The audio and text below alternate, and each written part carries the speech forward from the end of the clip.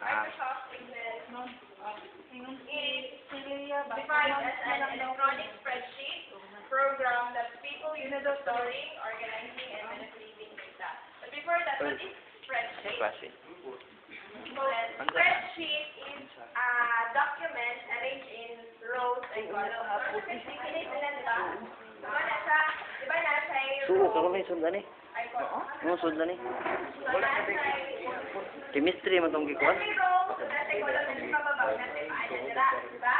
So, ano sa spreadsheet? So, the users of Microsoft Excel are the following.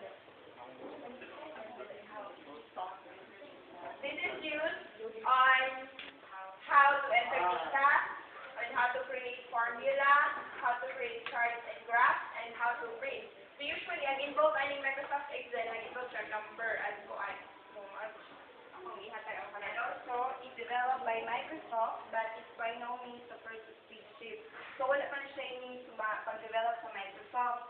Si Dan Brisbane o si Bob Cranston, ang nag-invent o nag-develop sa very first spreadsheet.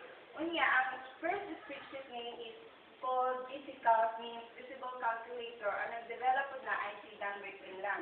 The types of data that Excel can use include numbers, text, and formula. So, kung gamit ka Microsoft Excel, use ka numbers, text, and formula. That's all. Thank you. Mag-one